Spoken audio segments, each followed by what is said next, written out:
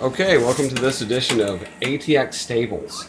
And if you look, it's really neat because I've got the 4-in-1 video card going, two monitors, two satellites. One satellite here, right there, and the other satellite is pointing to this area. Let's see, right there. Okay, I've registered for the race. I'm going to be using this button panel. This is all the stock Sega gear. And I'm using Costco fold-up tables by Lifetime. And while we're waiting, I had some emails regarding the jukebox. And this is a Crosley jukebox. It has an iPod dock station on top. It does AM/FM radio.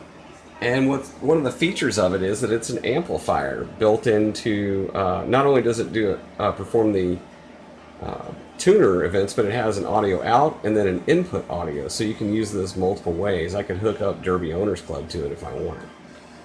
Alright, so I'm going to do some training.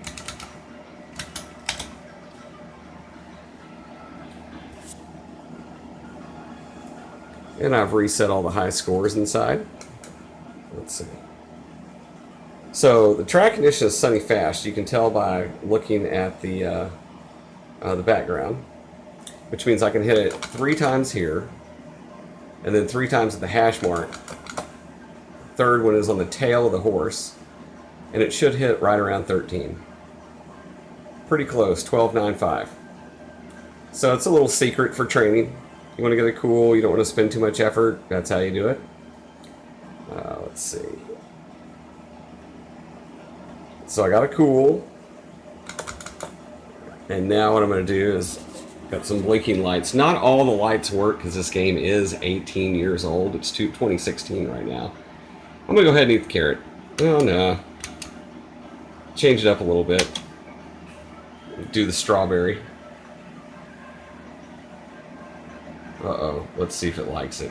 Weep for joy. Yay. Okay.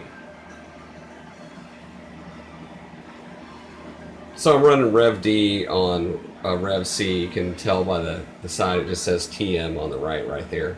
If it said EX, it would be Rev D. So I'm running Rev D satellites with a Rev C main unit. I'm just fooling around. I've got a bunch of other main units left. Well, not a bunch. I've sold a bunch since our last video, so we'll keep going. But one of the things I do is I look at, look, the track condition's fast right there, right? And then if you look in here, it says good. That's a dead giveaway that the main unit is running a different version. The track conditions are off. All right. And then what I like to do, I don't know if you can see this, this is a docking station for my computer. So I move all this stuff to the side, and then I put my keyboard and my mouse, and I use these 2 screens as monitors. I have 2 TVs. Getting ready to race. Let's see if we can get it all. I'm going to try not to crash the gate.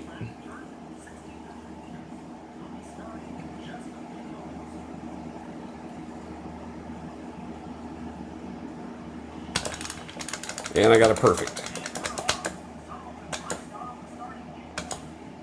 Let's see if I can win this thing. I'm not running with standard whip patterns. I'm in gate 2, which is really close. And I can get out there. I know that the horse 5 is going to drag me down. That's a drag coefficient. It's right up there with me. So this time I'm going to try to get out front and hit it pretty hard with a lot of whip. That way I can stop them. There it is. The horse behind is speeding up. So when they start speeding up, I'm going to try to go ahead, but 5 is dragging me down, so I'm not sure if I'm going to be able to hold him off very far.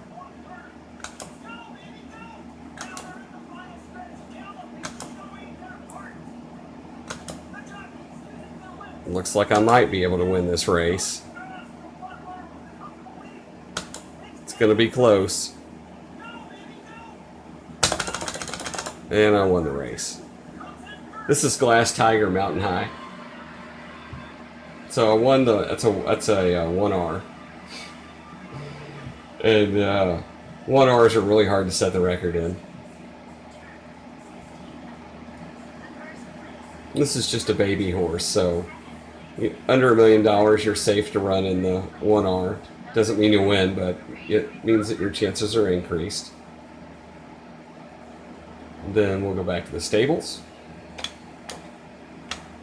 And a kitten came to the stable, along with a duck that they don't mention. So I'm going to go ahead. It says, oh, it's very happy with its first victory. Might as well give it a hug. Uh-oh, that was the wrong one. It's probably going to take off from the stable now. It's going to go hide. So there are hints out there on the horse character and how to answer these questions, which is kind of neat. It's always fun to look at that. You can find that on the net. All right, so signing off from ATX Stables. This is Ted. I hope you enjoyed the video. This is my personal setup. It's very clean, very easy to use, access to the card readers. Oh, something I wanted to show you about the card reader. So, I've got the card reader, right? Well, so I powered this thing on and a card shot out. And I was like, oh, that's interesting. Let me see if I can find the card. And the card had nothing to do with Derby Owners Club. As a matter of fact, this is the card I found. And it is a initial D tuning card, 720 horsepower. I mean, look at this. And it's pretty funny because these cards are the same cards used in Derby Owners Club, just with a different face. And then, as you can tell in the back, lots of Japanese writing, and then English below it. Tells you how to use it. Insert it with the face down, right? Kind of an interesting setup. There's 2 magnetic strips in the original cards. A lot of people don't know that. So that way, if you screwed it up, it would still work. At least when the card's made, not when you use it. So that's kind of fun. Let's see. And I think that's about it. Oh, yeah. One more thing. I've got... so I have the service panels from the original game. These are optional. If I have them, I ship them with your unit. I have it on both sides. And what I like about this setup is that when I'm testing the Derby Owners Club Frankensteins for customers, I can just go ahead and go into the test menu right here. And when I press this, what happens is my satellite's going to go into test mode, and I can configure it for 4 players, 6 players, 5 players, up to 8. Now, kind of an interesting fact about Derby Owners Club. Out of the box, when you buy the game from Sega or from me, it has 12 gates. We have 12 horses in each race.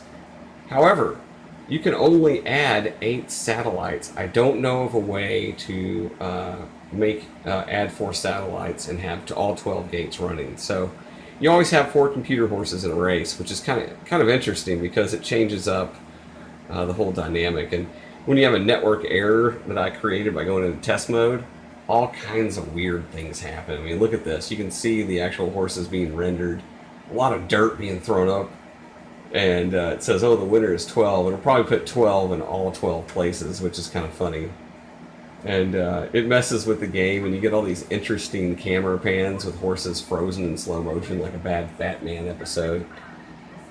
So anyway, that's the jukebox, the control panels, the service panel, card readers, cards, and harnesses, and then you see a little bit about the setup. I really like the setup. I'm probably going to keep it permanently. I just like it because it's a combination desk game. So, signing off from ATX Stables. We'll see you next time.